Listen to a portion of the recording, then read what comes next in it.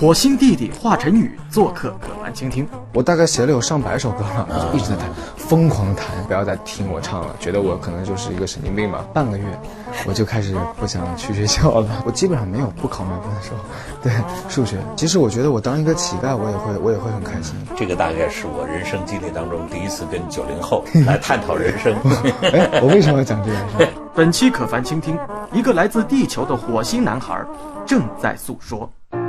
蓝色时代变迁，小鲜肉如何进化为火星人？回首快男选秀之旅，萌生退役差点让他错失冠军，难言之隐而今首度公开。凭借超高人气和影响力，他已然跻身福布斯榜，连开3场万人演唱会，他的底气究竟从何？登陆春晚，亲临格莱美，助阵朗朗，35秒售空演唱会门票，以及不可思议的新歌首发点击量，他正在创造娱乐圈里的新奇迹。当书籍名嘴曹可凡遇上90后火星小孩华晨宇，两个时代的思想将碰撞出怎样的火花？戴上方方正正的黑框眼镜，标志性的呆萌一笑，一个来自地球的火星男孩准备出发。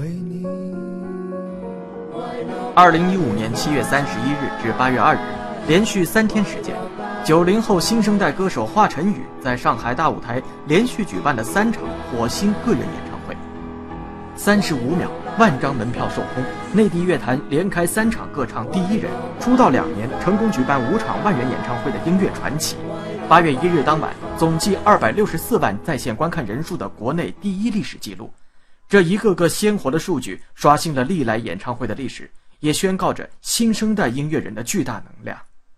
陈宇，首先要祝贺你啊！这次这个在上海连续3场的音乐会非常成功，是吧？我们郎朗老弟还专门这个作为助阵嘉宾，是吧？对对。我看他的团队发了很多的微信的照片啊。对。哎，你们是怎么结缘的啊？是我们就是其实是在我出道第1年就是13年的时候，春晚的舞台上面。在那个央视春晚的那个后台，我们遇到的。然后我以前学古典音乐的，所以我就一直就是把郎朗当做我的偶像一样。所以我那次在后台春晚的后台遇到他之后，我就很激动，我就想找他去聊聊天那样。然后从那之后我们就认识了，然后就经常然后朗哥其实。他好像也挺喜欢我的，然后还约在一起，偶尔我们私下会一起吃饭，就是会经常在一起交流音乐。我记忆当中，郎朗很少参加这个流行音乐会的这个活动。对。那即使参加，可能他参加 Bocelli 的那种活动他会参加。对。为什么郎朗会愿意来做你的这个嘉宾？就是14年的时候，就是郎朗就是朗哥，他有开了一个全国的那个巡演的音乐会，然后在就是最重要的那一场就是在北京，然后呢他就是请我来当他的音乐会的嘉宾。然后我当时就好激动，我说哇塞，我说我竟然会想不到有一天我的偶像能够邀请我来去当他的音乐会嘉宾，我当时太激动了。然后我说那我就要挑一首能够让我们2个人都能发挥到极致的一首歌，然后我就把我专辑里的一首歌叫《微光》，这首歌我把它就是我们就是重新把它请了一个很厉害的一个音乐人来帮我们重新改编成一个属于我跟郎朗的版本。去年音乐会上的合作之后就很成功，我也很享受，然后朗哥说他也很享受，所以今年我说那今年我开演唱会，我也一定要再把朗哥请过来，对，我要请过来，我说我们2个人再享受再玩一次。也许我是一道微光，却想要给你灿烂的光。很多人认识华晨宇是从选秀节目开始的。2013年，我 We Are Young， 亲爱的小孩，华晨宇的歌路越来越宽，个性也越来越丰富，实力最终得以体现。当追光灯打在这个身穿蓝色绸面西装的呆萌男孩身上，当全场观众都声嘶力竭地呼喊他名字的时候，一个新的偶像诞生了。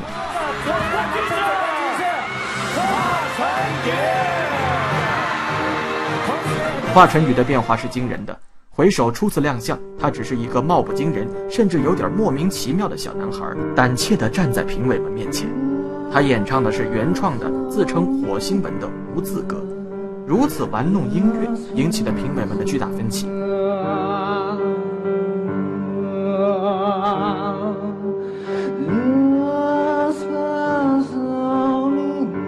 是个天才，他天生会用音乐去表达情绪。你的这种状态，只能让我想到，你不是天才，要不就是春才。我听说尚雯婕对你一直是特别器重，是吧？对，尚雯婕、小尚婕。那你跟他是一个什么样的互动呢？有没有他跟你说过他欣赏你哪一点？最开始我们是海选的时候，他是评委，我是选手，然后我说我唱了那个我唱了一首我自己写的那个无字歌，我没有歌词。那个无字歌你怎么想出来的？我写的歌都没有歌词，其实都只有旋律，因为我不会写词。对，我就跟当时我记得好像是大家都有点不太喜欢我这首歌，但唯独小尚婕她就很想把我的歌听完。我当时唱了1、2句就被卡断了，卡掉了，说就感觉就不要再听我唱了，觉得我可能就是一个神经病吧，可能。然后但是小尚婕好像对我的，她听了一个前奏，她就觉得她一听她就能够明白，对，然后她也知道我的音乐是在表达内心的东西，所以她能懂我。你会不会在创作的时候把自己关在家里几个小时，然后一直到4、5个小时以后，你不知道自己在干什么，你永远在写一个旋律，然后接下去写下去，然后一直写到特别兴奋，然后周边发生任何事情你都完全没有知觉，也不知道自己饿不饿，也不知道自己在哪里。你怎么知道？因为我也是这样的。其实真人秀比赛的这个过程当中，对选手来说是挺残酷的，因为每一轮的比赛，都会有很大很大的这种压力啊。所以你当时作为一个选手，在这个局当中是一种什么样的想法？我的压力不是比赛的，不是比较，不是跟大家比赛，就是我跟大家比赛我没有压力，我在比赛过程中我没压力，我唯一有一点点不适应是，我第一次上电视，因为我比快男的时候我有想过要退，我中间有要退赛，要求就是我就跟导演组说，我说我今天一定要退赛，我说我明天我就要走，我说我受不了了，就是这样，就是当天已经凌晨2点钟了，然后所有导演都疯了一样都来，总导演也来，都来跟我做心理工作，然后一直跟我做到了早上早上的5、6点了已经，然后我才。你当时为什么要退赛？因为我就是因为我受不了，就是我一下我有点就是怎么说，就是我不适应上电视。那个时候是为什么觉得自己不适合上电视？我退赛的时候是我已经上了2次电视了，然后我才要退赛。是你觉得自己在电视里看着觉得不好看呢，还是怎么？不是，是因为我不适应，我不想让越来越多的人认识我。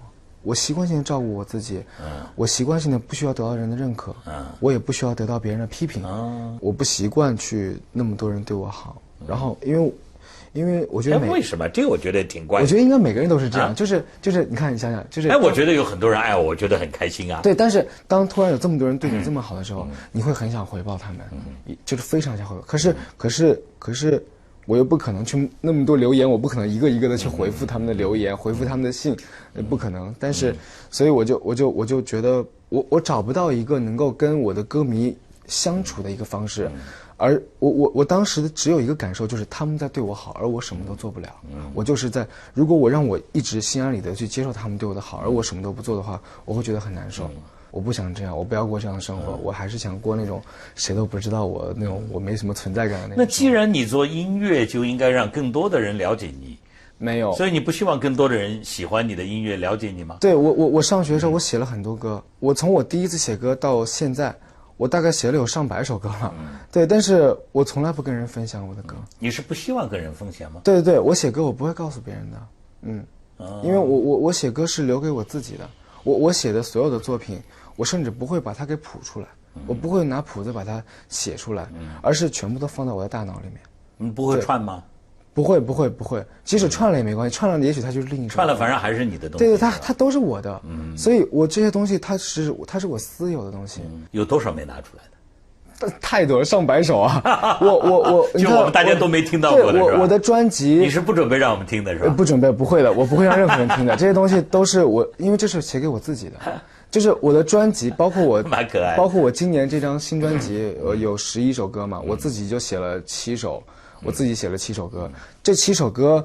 不是我把我以前的作品拿出来翻出来，而是我专门为我说我要准备一张专辑，我专门为这张专辑重新来写的7首歌。也就是说，你如果要把过去这个箱子里边压箱底儿的那些歌拿出来，可以做好多张专辑，是吧？对，那可以，那多了去了，是吧？那你们天天都一天可以发一首，我觉得一年365天，我一天一首歌。你还是蛮怪的孩子啊！对，我不愿意分享，有点奇怪，对，我不想分享，跟普通孩子的想法不太一样。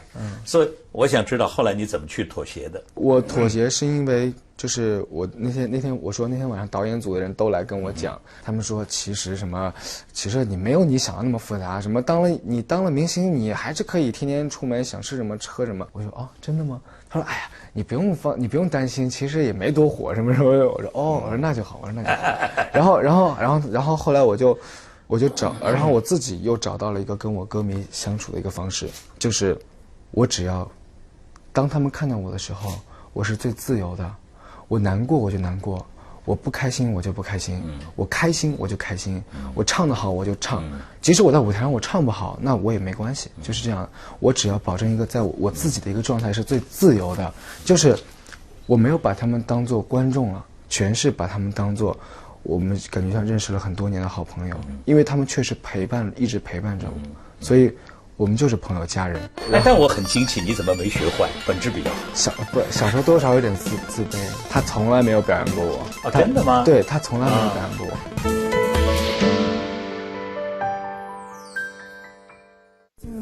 在选秀节目出道以来，华晨宇成了一个让明星和粉丝都为之疯狂的存在。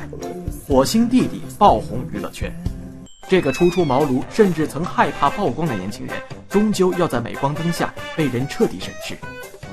网络上对他生活的曝光一直在有条不紊地进行着，于是他富裕的家庭背景被置于公众面前，读书时期的种种行为被网友爆料，真真假假弥漫在他的身边。如今的华晨宇已经从原来的恐惧变得能够坦然回应，甚至也愿意去谈论他那鲜为人知的单亲家庭。生于1990年的华晨宇从小就开始接触音乐，学过长笛，也弹过钢琴。而家中父亲教育的若即若离，让他很多时候不得不独自面对成长的困扰。刚才我们说了，你其实从小就蛮喜欢音乐的啊，对，先学了长笛，又学了这个钢琴啊。对，这个跟家庭环境有没有关系？有，肯定是有的，因为是一个什么样的关系？其实我最开始学音乐的时候，我是并没有很喜欢的，因为那个时候爹妈逼着你。对，因为我太小了，那个时候就是我才6、7岁吧，然后就开始学那个长笛，然后那个时候对于我来说，学长笛和去上学学语文、数学这些都是没有区别的，对，都是一样的，因为他就是在去学习。所以我并没有很喜欢音乐，而我对音乐是没有概念的，对，然后所以包括后来学钢琴也是一样。我之所以开始慢慢喜欢音乐，是因为是到了后来我会写歌了，然后我自己研究了那个即兴伴奏，然后我就会写歌。那个时候大概是11、12岁的时候吧。你12岁就开始学会作曲了啊？对，写歌，对，作曲。我知道你小的时候啊，这个家庭的结构出现一些状况啊，不知道你一个小孩子在这个成长的过程当中，会对你有什么样的影响吗？有影响，肯定是有的，这个是一定是。那时候多大你？估计2、3岁吧，对，所以你也应该没什么印象。对，我没有什么印象，就是从我真正有记忆的时候，已经开始，他们已经就没在一起了。爸爸是一个什么样的教育方法？我爸爸对我其实是放养的，对，放养式的，就是因为什么叫放养？就不管你的。对，工作太忙，对。他平时都要在外地要经常工作，长期不在家，然后那谁管你呢？会请一个佣人过来，来照顾我。那你能听这佣人的话吗？不，我会经常，我每次会赶走他，我换一个来，我就因为那时候我太小了，因为我开始有记忆的时候，那个时候已经开始就是跟经常跟一些我不熟的人生活在一起，会有人来照顾我，然后我就总想赶走他，因为毕竟他不是我的亲人，所以我就总想赶走他。然后但我很惊奇，你怎么没学坏？通常来讲，这个小孩子这种状况就很容易学坏。对，但是我没有。你还是乖孩子。对，因为我其实本质比较好。小时候多少有点自卑。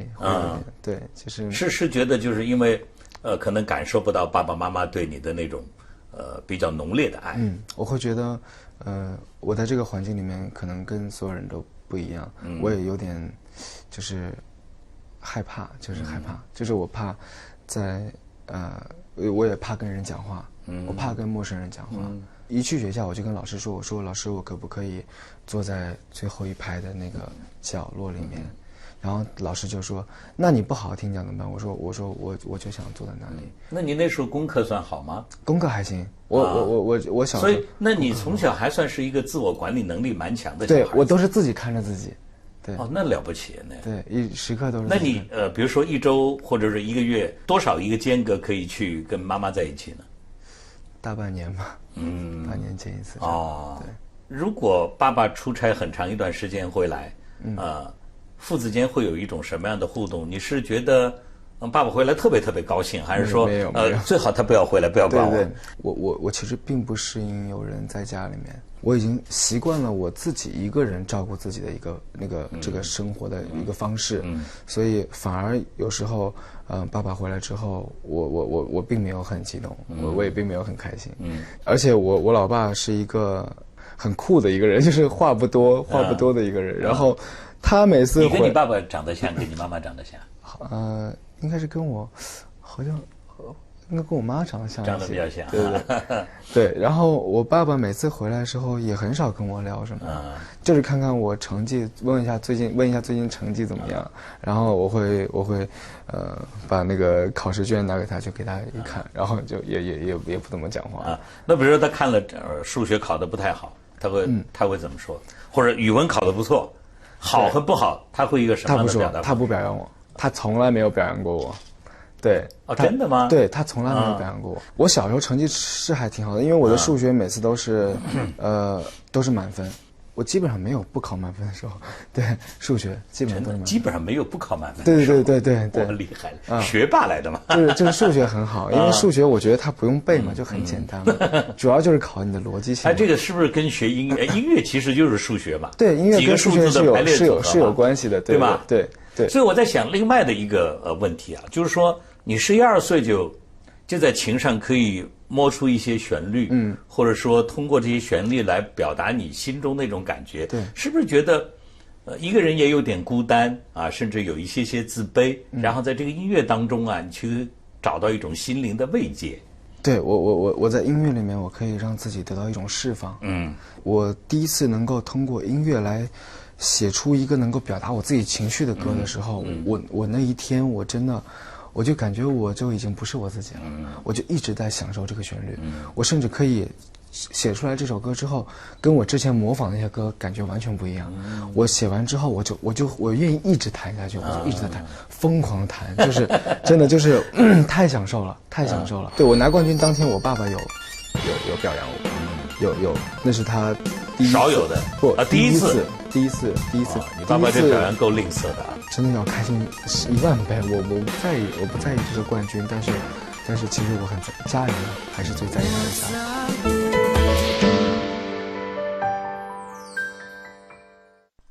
跟随父亲生活的华晨宇，并没有得到想象中的关爱，甚至在自己的整个成长过程中都没有得到过父亲的一句赞扬，于是渐渐形成了独立孤僻的个性。他似乎并不关心外界的变化，却极其重视个人的精神空间，又在言行中透露着无所谓的态度。直到有一天，冷漠的父亲悄然出现在他夺冠之夜的比赛现场。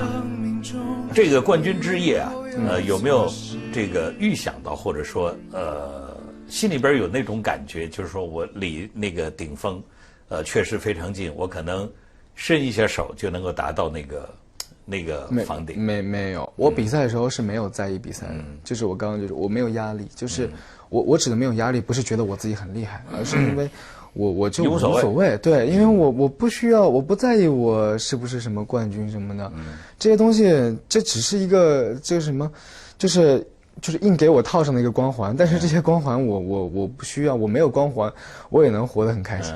可是当你得了冠军之后，那个想法有变吗？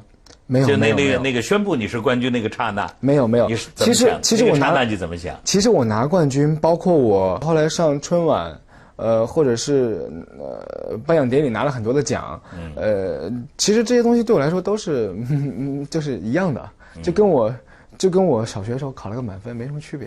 我考满分我也觉得没什么，我觉得所有东西都是我觉得是 OK 的，你给我我就拿，你不给我没有，那我也无所谓，就是我不 care 这些东西。那你那天这个得冠军的晚上，有没有想过要跟谁去分享这样一种喜悦，或者最好的朋友，或者是爸爸妈妈？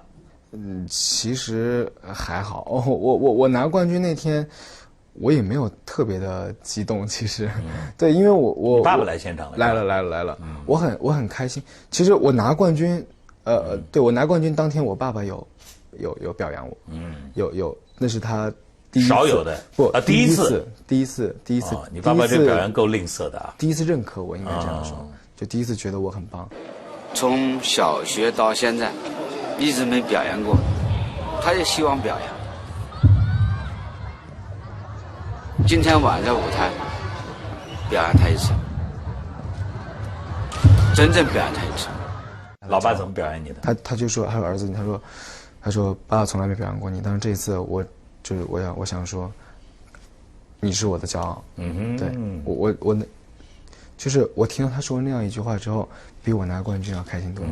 对，我真的我比我拿冠军真的要开心10000倍。我不在意这个冠军，但是其实我很家人嘛，还是最在意的还是家人。